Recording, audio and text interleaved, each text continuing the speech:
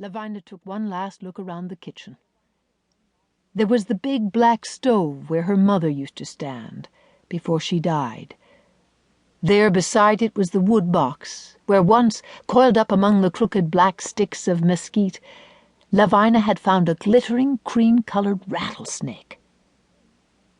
Lavina was not afraid of rattlesnakes. Careful is not the same as scared. Still, you don't want them in your house. So she and her next oldest brother, John, killed it with a shovel. Then John took a knife, skinned the snake, which eerily continued to writhe, and hacked off a thick slice. "John, what are you doing?" The snake sizzled in the frying pan. John gave her a wicked grin. He said a few minutes later, chewing hard. "Take a bite. Dare, dare, and double dare." Although Lavina often regretted it afterward, she never could resist his dares. So she chewed and chewed and chewed. "Well," she retorted at last, "it would probably taste fine if I cooked it." "Come along, Dotty," Father said. Lavina had a new white straw hat with an elastic band that held it rather too tightly beneath her chin. She glanced into the hazy little mirror that hung over the washstand. A plump, snub-nosed girl with hazel eyes looked back. Her straight brown hair was already escaping from its thick braids. Her hat was crooked, so Lavina raised a hand and straightened it. But still she thought that the girl in the mirror must be a stranger, for she was all dressed up on a Saturday morning, and she looked frightened. Father opened the door, and Lavina picked up her traveling basket. There was the big kitchen table where they all used to sit. Mama, Father, Tom, Bill, John, Lavina, Jim, and little Joe.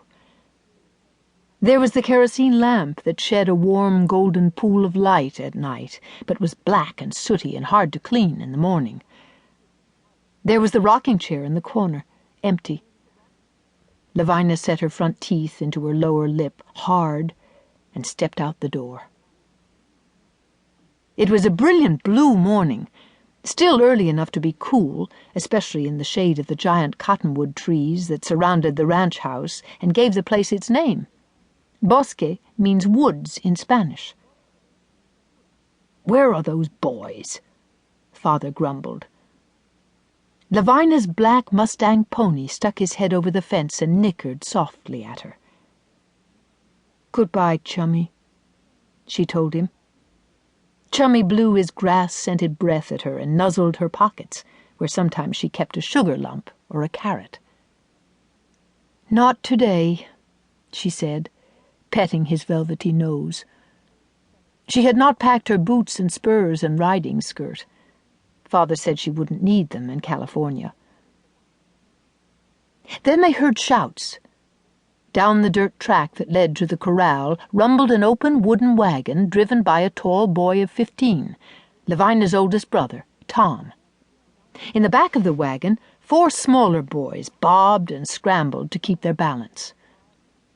Bill was 13, John was 11, Jim was 6, and Joe was 5. All 5 brothers wore ragged overalls without shirts, and their tough, dirty feet were bare. "We've got a train to catch," Father barked, heaving Lavina's suitcase in among the boys. Quickly she clambered up a wagon wheel and spread out her skirt on the seat.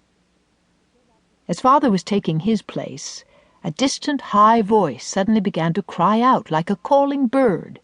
"It's loose," said Tom. A wrinkled brown woman, no larger than a child, dressed all in black except for a purple scarf, emerged from the trees. Waving, she cried again in Spanish, "Wait!"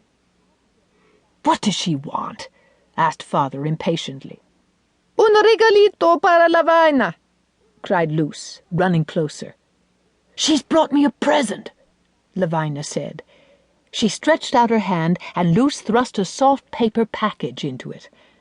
Heavy and warm to the touch, it smelled flowery, delicious. "Fresh tortillas," said Lavina.